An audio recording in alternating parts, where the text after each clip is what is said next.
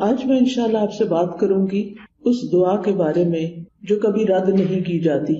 دعا ایک عبادت ہے، دعا ہماری ضرورت ہے، دعا اللہ تعالیٰ سے اپنی دنیا کی زندگی اور آخرت کی زندگی کی ضروریات کے بارے میں التجا کرنا ہے، اس سے مانگنا ہے، اس سے سوال کرنا ہے، اس کے آگے گڑ گڑانا ہے، اس کے آگے اپنی عاجزی کا اظہار کرنا ہے اور اپنے مسائل کا حل تلاش کرنا ہے۔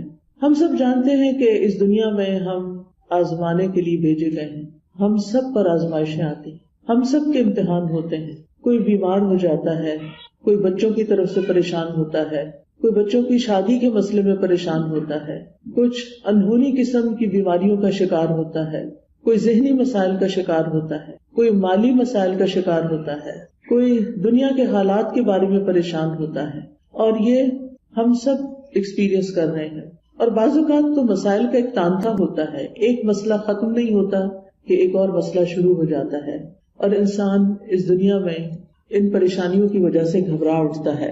امام ابن القیم کہتے ہیں کہ دعا آزمائشوں کی دشمن ہے، یعنی ادھر آزمائش آئی تو اس کا مقابلہ دعا سے کیجیے۔ وہ کہتے ہیں کہ دعا مفید ترین علاجوں میں سے ایک علاج ہے، یہ آزمائشوں کی دشمن ہے، یہ مصیبتوں کو دور دھکیلتی ہے، ان کے ساتھ گتھم گتھا ہوتی ہے، ان کے واقع ہونے کو روکتی ہے اور مصیبتوں کو ختم کرتی ہے، یا مصیبت واقع ہو جائے تو اس کو کم کرتی ہے۔ دعا مومن کا ہتھیار ہے، مفید ترین دوا ہے۔ لہذا آج ہم بات کریں گے کہ ہم کس طرح دعا کریں کہ ہماری دعا قبول ہو اور ہم ان مسائل سے جو زندگی میں نبرد آزما ہیں، نبٹ رہے ہیں، ان کو ختم کرنے میں ہماری مدد کرے۔ تو بات یہ ہے کہ ہم سب جانتے ہیں کہ ہمیں اللہ تعالیٰ نے ہی پیدا کیا ہے اور اسی کی طرف ہمیں پلٹ کر جانا ہے، اور اسی کے ہاتھ میں ہر مشکل کا حل ہے، وہ ہر چیز پر قادر ہے، وہ سب سے بڑا ہے۔ اس کو دینے کے لیے، اسے کوئی مشکل حل کرنے کے لیے کسی سے پوچھنا نہیں پڑتا، کسی کی مدد لینی نہیں پڑتی۔ لہذا جب سب کچھ اسی کے اختیار میں ہے، لہو ملک السماوات والارض، آسمانوں اور زمین کی ملکیت، کنٹرول، سارے کا سارا اسی کے ہاتھ میں ہے، لہذا جب کوئی مشکل آئے تو ہمیں اسی کی طرف رجوع کرنا چاہیے۔ علماء نے عبادت کی جو قسم دعا سے متعلق بتائی ہے وہ دو طرح کی دعا ہوتی ہے، ایک دعا العبادہ اور ایک دعا المسئلہ، یعنی ہماری جتنی بھی عبادتیں ہیں، نماز، روزہ، حج، زکوٰۃ، جتنے بھی اعمال ہیں، ان سب کو بھی دعا کہا جاتا ہے، کیونکہ یہ بھی دراصل ہم اللہ سبحانہ تعالیٰ کے حضور جب حاضر ہوتے ہیں، مثلا نماز میں، تو آپ دیکھیے کہ ہم سینے پہ ہاتھ باندھ کے بھی دعا کرتے ہیں۔ ہم سمع اللہ لمن حمدہ کے بعد ربنا ولک الحمد حمدا کثیرا طیبا مبارکا فیہ اللہم لا مانع لما اعطیت ولا معطی لما منعت، حمد کے بعد آخر میں پھر دعا کرتے ہیں۔ رکوع میں بھی دعائیں ہوتی ہیں، سجدے میں بھی دعائیں، حدیث میں آتا ہے کہ سجدے میں انسان سب سے زیادہ اللہ تعالیٰ کے قریب ہوتا ہے، تو وہاں بھی ہم دعا کرتے ہیں۔ پھر التحیات بھی دعاؤں کے ساتھ، درود شریف بھی دعا ہے، بلکہ ساری دعاؤں کا خلاصہ ہے۔ اور اسی طرح قبولیت کا بہترین وقت درود شریف کے بعد نماز کے اندر دعا کرنا ہے، جہاں ہم رب اجعلنی اور دیگر دعائیں پڑھتے ہیں۔ پھر اسی طرح روزے کی حالت میں دعا قبول ہوتی ہے، افطار کے وقت دعا قبول ہوتی ہے۔ پھر ہم حج پہ جاتے ہیں تو ہر مقام پہ دعائیں قبول ہوتی ہیں۔ تو گویا ہماری عبادات بھی دراصل دعاؤں کا ہی مجموعہ ہے، اور وہ بھی دعاؤں کی قبولیت کا ذریعہ ہے۔ یعنی جب ہمیں کچھ چاہیے ہوتا ہے تو ہم اللہ تعالیٰ کی طرف رجوع کرتے ہیں۔ نبی صلی اللہ علیہ وسلم کا طریقہ کیا تھا کہ جب انہیں کوئی مشکل پیش آتی تو وہ کیا کرتے؟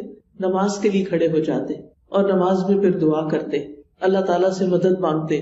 قرآن مجید میں آتا ہے وَاسْتَعِینُوا بِالصَّبْرِ وَالصَّلَاةِ، مدد طلب کرو، مدد مانگو صبر اور نماز کے ساتھ۔ لہٰذا یہ دعا العبادت ہے، اس کا فائدہ انسان کو دنیا میں بھی ہوتا ہے اور آخرت میں بھی ہوتا ہے۔ دوسری دعا وہ ہوتی ہے جس میں ہم اللہ سبحانہ تعالیٰ سے سوال کرتے ہیں، کچھ مانگتے ہیں، اس کے آگے گڑ گڑاتے ہیں، تو اس کو دعا طلب کہتے ہیں، دعا المسئلہ کہتے ہیں، جس میں ہم اللہ تعالیٰ سے التجا کرتے ہیں کہ وہ ہماری دعا قبول کر لے۔ اس کے بارے میں اللہ تعالیٰ فرماتے ہیں وَقَالَ رَبُّكُمُ ادْعُونِي أَسْتَجِبْ لَكُمْ، تمہارے رب نے کہا کہ مجھ کو پکارو، مجھ سے مانگو، میں تمہاری دعا قبول کروں گا۔ ایک اور جگہ پر آتا ہے سورۃ البقرہ میں، وَإِذَا سَأَلَكَ عِبَادِي عَنِّي فَإِنِّي قَرِيبٌ أُجِيبُ دَعْوَةَ الدَّاعِ إِذَا دَعَانِ فَلْيَسْتَجِيبُوا لِي وَلْيُؤْمِنُوا بِي لَعَلَّهُمْ يَرْشُدُونَ۔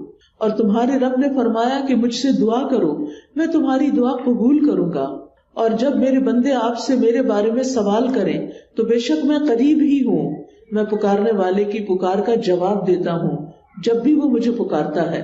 تو گویا اللہ سبحانہ وتعالی بندے کے بہت قریب ہے۔ فإنی قریب، ایک اور جگہ پر آتا ہے ان ربی قریب مجیب، کہ بے شک میرا رب قریب بھی ہے اور دعا قبول کرنے والا بھی ہے۔ لیکن دعا کی قبولیت کے لیے کیا کرنا چاہیے؟ فَلْيَسْتَجِيبُوا لِي وَلْيُؤْمِنُوا بِي لَعَلَّهُمْ يَرْشُدُونَ۔ ان کو چاہیے کہ وہ میری بات بھی قبول کریں، یعنی اگر وہ یہ چاہتے ہیں کہ ان کی دعا قبول ہو، ان کی بات قبول ہو، تو پھر وہ کیا کریں؟ وہ میری بات قبول کریں، میرے احکامات کو بھی قبول کریں۔ تو گویا اللہ تعالیٰ کی اطاعت بہت بڑا ذریعہ ہے دعاؤں کی قبولیت کا۔ اور پھر اسی طرح وَلْيُؤْمِنُوا بِي، مجھ پر اعتماد کریں، ایمان رکھیں، یعنی دعا کرتے رہیں، جب اس کی قبولیت کا وقت ہوگا، جب وہ واقعی قبول ہونی چاہیے، اس وقت وہ دعا قبول ہو جائے گی۔ اس لیے مایوس نہ ہو، اعتماد رکھیں، ایمان رکھیں، یقین رکھیں، لعلہم یرشدون، تاکہ وہ بھلائی پائیں، ہدایت پائیں۔ کیونکہ رشد جو ہوتی ہے، رشد اس میں ہدایت بھی ہوتی ہے اور بھلائی کے معنوں میں ہوتی ہے۔ یعنی انسان کی عقل کی دو قسمیں ہوتی ہیں، ایک وہ ہوتی ہے جس کے ذریعے انسان چیزوں کو سمجھتا ہے، اچھے برے کا فرق پہچانتا ہے، اور ایک ہدایت کی قسم رشد کہلاتی ہے، جس میں انسان اچھے برے کا فرق جان کر پھر بھلائی تک پہنچ جاتا ہے، خیر تک پہنچ جاتا ہے۔ اس لیے رب سے دعا کرتے رہنا چاہیے۔ اسی لیے ابراہیم علیہ السلام نے جب دعائیں کی تھی تو آخر میں فرمایا تھا ان ربی لسمیع الدعاء، بے شک میرا رب تو ضرور دعاؤں کا سننے والا ہے، یعنی وہ تو لازماً دعائیں سنتا ہے۔ اور السمیع کا لفظ اس کا یہ مطلب نہیں کہ وہ صرف سن لیتا ہے اور بس بات ختم، نہیں، اس کا مطلب یہ ہے کہ جیسے ہم رکوع سے سر اٹھاتے ہیں تو کہتے ہیں سمع اللہ لمن حمدہ، کہ جو اللہ کی تعریف کرتا ہے اللہ تعالیٰ اس کی حمد کو سنتا ہے، بلکہ مطلب یہ ہے کہ اس کی حمد کو قبول بھی کرتا ہے، دعاؤں کو قبول بھی کرتا ہے۔ اسی طرح حدیث میں آتا ہے اللہم انی اعوذ بک من دعاء لا یسمع، اے اللہ مجھے اس دعا سے بچا لے جو سنی نہ جائے۔ تو یہاں سننا قبول کرنے کے معنوں میں، کہ ایسی دعا نہ ہو کہ جو تیرے ہاں قبولیت نہ پائے، لیکن دعا مانگنے کا طریقہ بھی درست ہونا چاہیے تاکہ دعا قبول ہو جائے۔ اس کے بارے میں اللہ تعالیٰ کا فرمان ہے سورۃ الاعراف میں، اللہ تعالیٰ فرماتے ہیں ادعوا ربکم تضرعا وخفیا انہ لا يحب المعتدین، تم اپنے رب کو عاجزی سے اور چپکے چپکے پکارو، یعنی دعا مانگتے ہوئے انسان کے اندر عاجزی ہونی چاہیے، خشوع ہونا چاہیے، انسان کو ہمبل ہونا چاہیے، اپنے آپ کو رب کے سامنے محتاج ظاہر کرنا چاہیے۔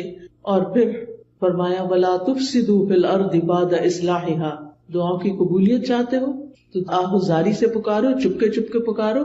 اللہ تعالیٰ حد سے بڑھنے والوں کو پسند نہیں کرتا، اور تم زمین میں اس کی اصلاح کے بعد فساد نہ کرو، یعنی زمین میں مطیع اور فرمانبردار بن کے رہو، بگاڑ پیدا نہ کرو۔ ان رحمت اللہ قریب من المحسنین، بے شک اللہ کی رحمت محسنین سے، نیکوکاروں سے بہت قریب ہے، یعنی اللہ تعالیٰ ان لوگوں کی دعا زیادہ سنتا ہے جو لوگوں کے ساتھ بھلائی کرتے ہیں، نہ کہ ان کے درمیان پھوٹ ڈالتے ہیں، فساد کرتے ہیں اور ان کی زندگی مشکل کرتے ہیں۔ لہٰذا اگر ہم چاہتے ہیں کہ ہماری دعائیں قبول ہو تو اس کے لیے بہت ضروری ہے کہ پھر ہم اللہ سبحانہ وتعالیٰ کے حقوق بھی ادا کریں اور اللہ کے بندوں کے ساتھ بھی بھلائی کا اور رحمت کا معاملہ کریں۔ یعنی ہم چاہتے ہیں کہ ہم پر رحمت کی جائے تو ہمیں کیا کرنا چاہیے؟ دوسروں کے ساتھ رحم کا معاملہ کریں۔ کہتے ہیں نا ارحموا من فی الارض یرحمکم من فی السماء، تم اس پر رحم کرو جو زمین میں ہے تو تم پر وہ رحم فرمائے گا جو آسمان میں ہے، یعنی اللہ سبحانہ وتعالیٰ تم پر اپنی رحمت فرمائے گا۔ تو اس سے یہ پتہ چلتا ہے کہ دعا مانگنے کے وقت انسان کا طریقہ کیا ہونا چاہیے۔ سب سے پہلے کہ گڑ گڑا کے پوری توجہ سے رو کے, اللہ سبحانہ تعالیٰ کے آگے فریادیں کر کے, لیکن حد سے نہ بڑھا جائے. حد سے بڑھنا کیا ہے کہ انسان ایسی حرکتیں شروع کر دے کہ جن کا سنت سے کوئی تعلق نہیں. نبی صلی اللہ علیہ وسلم نے اس طرح کی دعا نہیں مانگی. پھر اسی طرح یہ کہ پوری امید کے ساتھ دعا کرنی چاہیے, پورے یقین کے ساتھ دعا کرنی چاہیے کہ ہماری دعا قبول ہوگی. اللہ تعالیٰ سے نا امید نہیں ہونا چاہیے. وَادْعُوهُ خَوْفًا وَطَمَعًا, خوف رکھتے ہوئے اور امید کے ساتھ دعائیں کرنی چاہیے. یعنی انسان دعا مانگنے سے رکے نہیں بلکہ مانگتا رہے. دیکھا جائے تو اللہ تعالیٰ کو تو انسان کی دعا کی ضرورت نہیں کہ بندہ اس سے ضرور مانگے.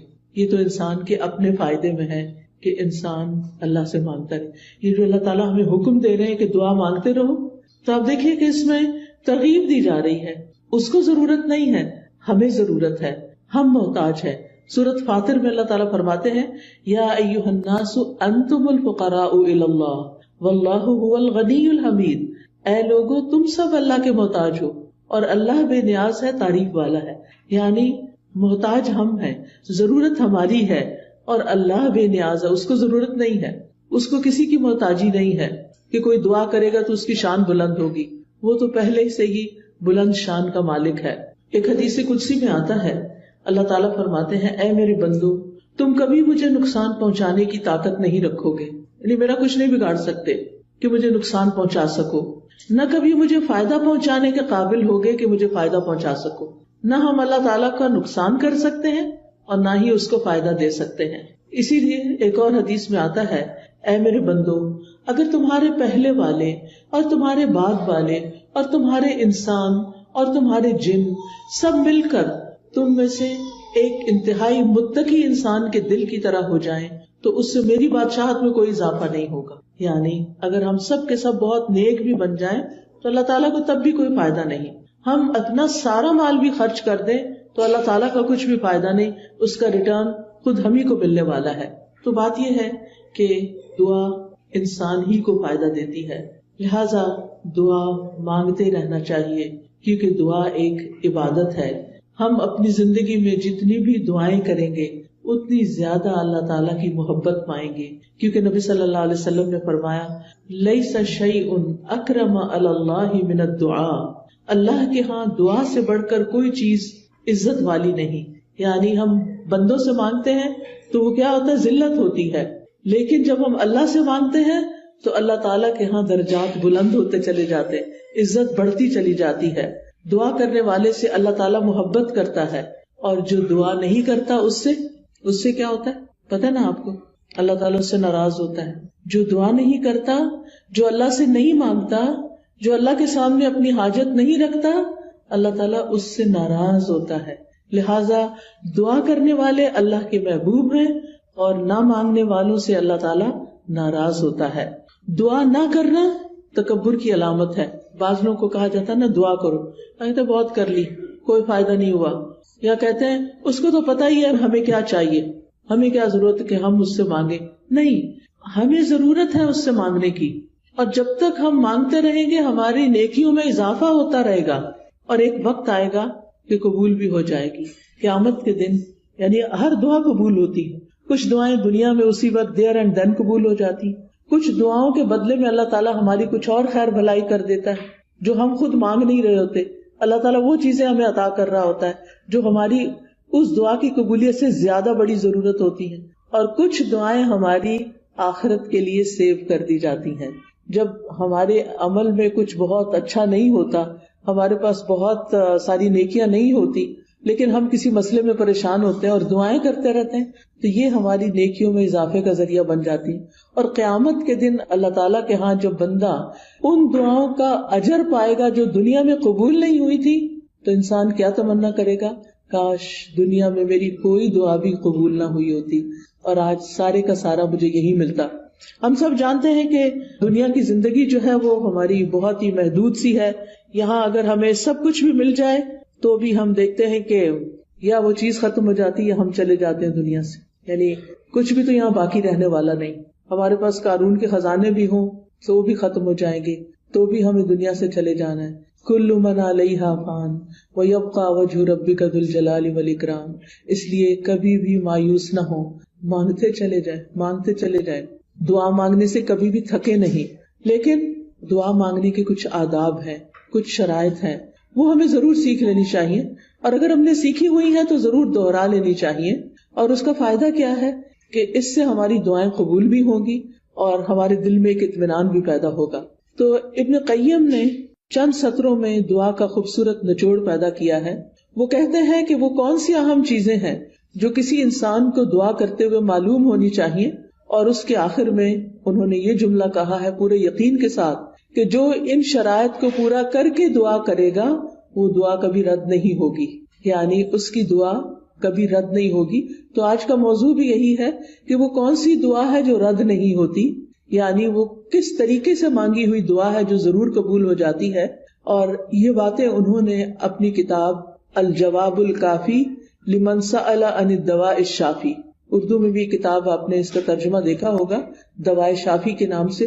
ہو سکتا ہے آپ میں سے کچھ لوگوں نے یہ کتاب پڑھی ہو. بہت ہی اچھی کتاب ہے، پڑھنے کے لائق ہے. میں سمجھتی ہوں جس نے زندگی میں یہ کتاب نہیں پڑھی اس کے علم میں بہت بڑی کمی ہے. اردو میں یہ کتاب، انگلش میں بھی کچھ مختصر سی شاید ٹرانسلیشن ہے، اصل کتاب عربی میں ہے. اگر آپ کو اردو نہیں بھی سمجھ آتی، نہیں پڑھ سکتے، تو کم از کم آپ اس کے آڈیو لیکچر سن سکتے ہیں. قرآن فار آل ایک ایپ ہے جس میں دوائے شافی کے سارے لیکچرز ریکارڈڈ موجود ہیں. اس میں سے ایک لیکچر اگر آپ کر کے سنیں گے تو کتاب ختم ہو جائے گی. آڈیو بک ہے وہ، اور چھوٹا چھوٹا میں نے ایکسپلین بھی کیا ہوا ہے اس میں. تو اس سے آپ کو زندگی گزارنے کے بہت سارے پر حکمت ایسے نکتے ملیں گے کہ جن کو اپنا کے آپ کی زندگی میں ایک اطمینان اور سکون پیدا ہو جائے گا. تو بہرحال اس کتاب کا ترجمہ النس اینڈ دا کیور کے نام سے بھی آپ دیکھیے گا ضرور. تو دعا کی قبولیت کے اسباب کون سے ہیں؟ اگر آپ کے پاس کاپی پین ہو تو اپنے پاس نوٹ کر لیجئے، اور اگر نہیں تو دل پہ لکھ لیجئے. سب سے پہلی چیز دل کا حاضر ہونا، یعنی دعا کی قبولیت کے لیے سب سے اہم ترین چیز کیا ہے کہ دل کی حضوری کے ساتھ دعا کی جائے. یعنی مقصد کو حاصل کرنے کے لیے مقصد کو پہلے اچھی طرح سمجھ لینا چاہیے کہ مانگنا کیا ہے. پھر مانگنے کے لیے الفاظ کیا ہونے چاہیے، کیونکہ آپ دیکھیے جتنے اچھے الفاظ سے آپ مانگتے ہیں نا، اور جتنے پیار سے مانگتے ہیں، جتنی عاجزی سے مانگتے ہیں، تو جو آپ مانگتے ہیں وہ آپ کو مل جاتا ہے.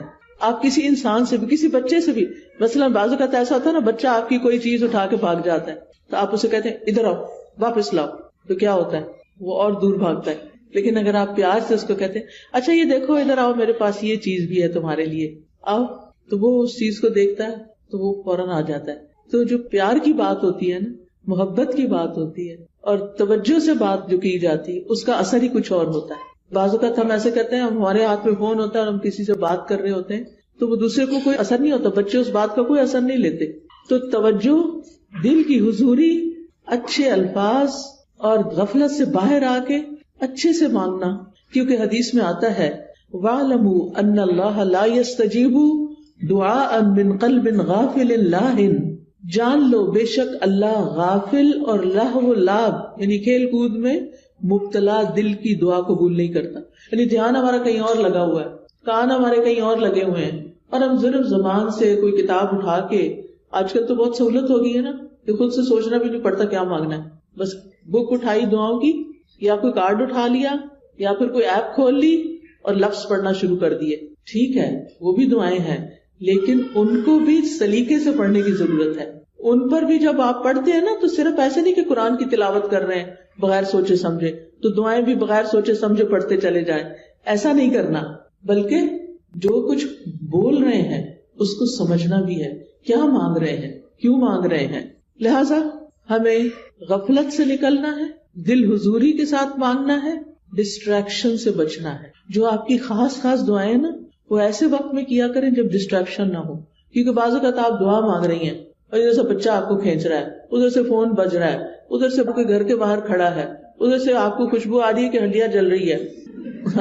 اب آپ سوچیں کیا دعا مانگی جائے گی، کیسی دعا ہوگی وہ، اور پھر اس میں قبولیت کیا ہوگی. جب آپ کو خود ہی پتہ نہ ہو، کان کہیں لگے، آنکھیں کہیں لگے، ناک کہیں لگے، کیا پتہ چلے گا کیا مانگا کیا نہیں مانگا.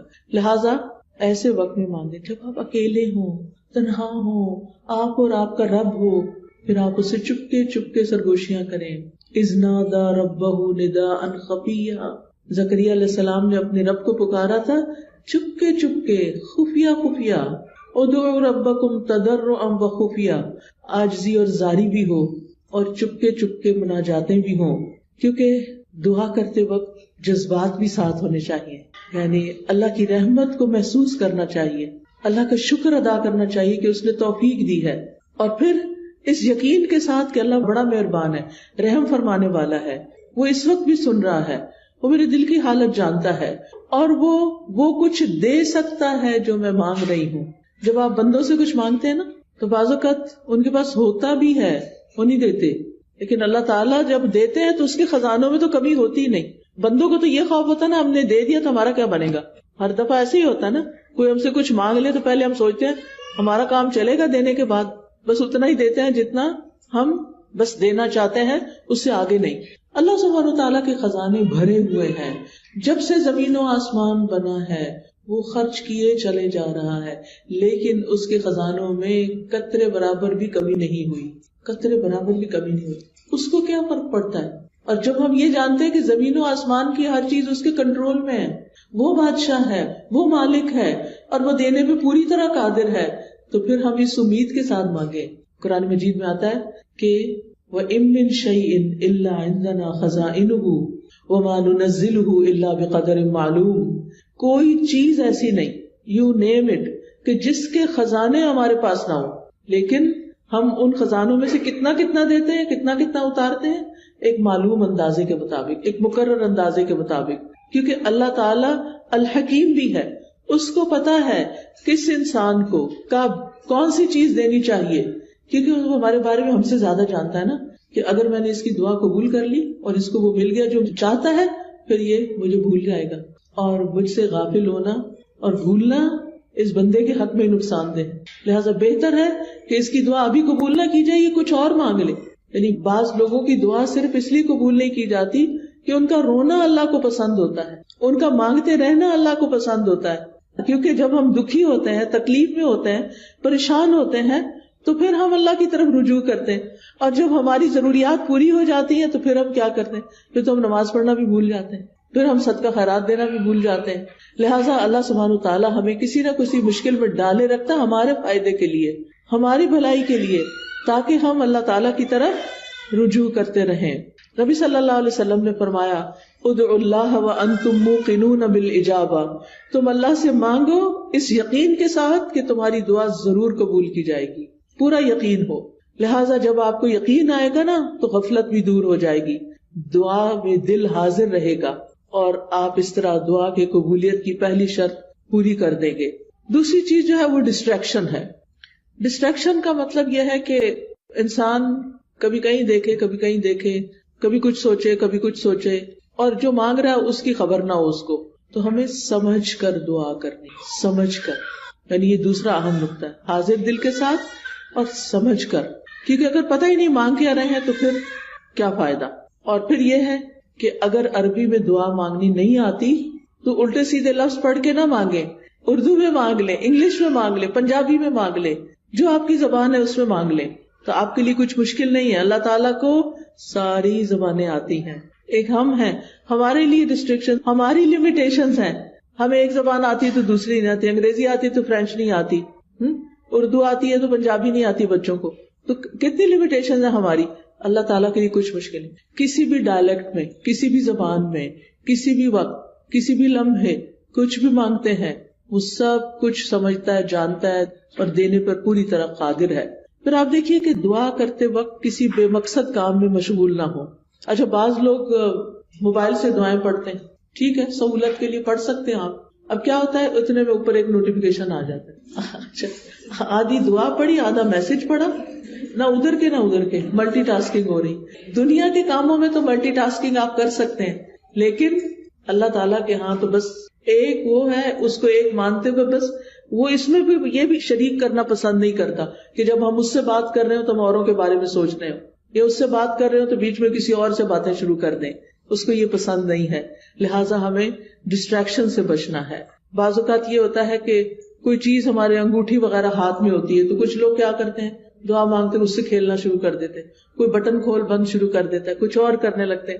ان ساری چیزوں سے بچنا ہے. اس وقت کپڑے نہیں سنوارنے، کوئی اور کچھ نہیں، کھجانا شجانا بھی نہیں. اگر کھجانا پہلے کھجا لیں، اور پھر اس کے بعد دعا کرنی شروع کریں. یعنی 100% آپ کی توجہ دعا کی طرف ہونی چاہیے. ہمارے اسلاف میں سے کسی نے ایک شخص کو دیکھا کہ دعا کر رہا تھا اور 7 کنکریوں سے کھیل رہا تھا. انہوں نے کہا یہ کنکریاں پھینک دو اور اپنی دعا پہ توجہ کرو. دعا کرتے ہوئے تمہارا دل اور اعضاء سارے پورا جسم اس طرف متوجہ ہونا چاہیے. تو یہ تھی پہلی شرط. ٹھیک ہے. دوسری شرط یا دوسرا نقطہ یا دوسرا ادب کیا ہے؟ قبولیت کے 6 اوقات میں سے کسی وقت میں دعا کرنا. اب قبولیت کے 6 اوقات کون سے ہیں میں ابھی آپ کو بتاتی ہوں. یہ 6 اوقات ایسے ہیں جن میں دعا قبول ہو جاتی ہے اور کبھی رد نہیں ہوتی. لہٰذا دل کو حاضر رکھنے کے ساتھ ساتھ دوسری چیز وقت کا انتخاب ہے کہ کس وقت آپ مانگیں, کون سا زیادہ سوٹیبل ٹائم ہے. تو ان میں سے سب سے پہلے رات کا آخری تہائی حصہ, 1/3 of last part of the night. اب وہ کیا ہے؟ جیسے آپ کے موبائل پہ وہ ٹائمنگز ہوتے ہیں نا صلاۃ کے, تو وہ آ جاتا ہے تہجد کا وقت آ جاتا ہے. آج کل شاید 1:30 ہے یا کچھ اس طرح. تو وہ لاسٹ پارٹ آف نائٹ ہوتا ہے, جو تیسرا حصہ آخری حصہ ہوتا ہے رات کا, فجر کی اذان سے پہلے, آپ سمجھے 1.5-2 گھنٹے پہلے. اب اس وقت میں آپ اللہ تعالیٰ سے دعا کریں گے, جو کہ تہجد کا وقت ہوتا ہے. سب سو رہے ہوتے ہیں, فون کالز کرنے والے بھی سو رہے ہیں, آنے جانے والے بھی سو رہے ہیں, گھر والے بھی سو رہے ہیں, بچے بھی سو رہے ہیں, سبھی سو رہے ہیں. اب آپ کا رب جاگ رہا ہے. لہٰذا جب آپ کی آنکھ کھلے تو آپ اپنے رب کو پکاریں, چاہے آپ بستر میں لیٹے ہوئے پکاریں. منع نہیں ہے لیٹ کے دعا کرنا, آپ لیٹ کے بھی دعا کر سکتے ہیں. اس وقت کوئی آپ کو دیکھ نہیں رہا ہوگا, آپ اللہ کے آگے رو سکتے ہیں, آپ اپنی التجائیں فریادیں کر سکتے ہیں. اگر کوئی ساتھ سویا ہوا ہے تو پھر زور سے نہیں بولیے, دل دل میں بولیے, کیونکہ اللہ تعالیٰ نے اجازت دی ہے کہ ادعوا ربکم تضرعا وخفیا, خفیہ خفیہ, چپکے چپکے, وسپرنگ میں, دل ہی دل میں اللہ کے ساتھ فریادیں کرنا شروع کر دیں. اور یہ دل کی حضوری کا بہترین وقت ہے. حدیث میں آتا ہے ہمارا رب تبارک و تعالی ہر رات آسمانی دنیا پہ نزول فرماتا ہے. جب رات کا آخری تہائی حصہ باقی رہ جاتا ہے اور وہ آواز دیتا ہے کوئی جو مجھ سے دعا کرے تو میں اسے قبول کر لوں. اللہ تعالیٰ خود پکار رہے ہیں, مانگو مجھ سے. ہے کوئی جو مجھ سے مانگے تو میں اسے عطا کر دوں. ہے کوئی جو مجھ سے بخشش طلب کرے تو میں اس کو معاف کر دوں. اور یہ ہر رات ہوتا ہے, ایوری نائٹ. لہٰذا اس وقت سے فائدہ اٹھانا چاہیے. اگر ہم اپنے گناہوں سے پریشان ہیں, اپنی بری عادتوں سے پریشان ہیں, اپنے کچھ مینٹل ہیلتھ کے بارے میں پریشان ہیں, کسی خاص مسئلے کے بارے میں پریشان ہیں, تو اس آخری حصے میں رات کے اٹھیں اور اللہ تعالیٰ سے دعا کریں. اللہ تعالیٰ اپنی شان کے مطابق آپ کو نوازے گا اور یہ دعاؤں کی قبولیت کا سنہری موقع ہوتا ہے. دوسرے مواقع کون سے ہیں؟ ابن القیم لکھتے ہیں وَعِندَ الْأَذَانِ, حدیث میں بھی آتا ہے اذان. اب آپ کہیں گے ہمارے گھر میں تو اذان ریکارڈیڈ ہے. بالکل ریکارڈیڈ اذان بھی اذان ہے, وہ کچھ اور تو نہیں ہے نا. بعض لوگ کہتے ہیں اچھا اس کا جواب دیں. بھئی کیوں نہ دیں, وہ کیا کہہ رہا ہے, وہ وہی تو کہہ رہا ہے جو اذان کے الفاظ ہیں. اب آپ مسجد میں بھی ہوتے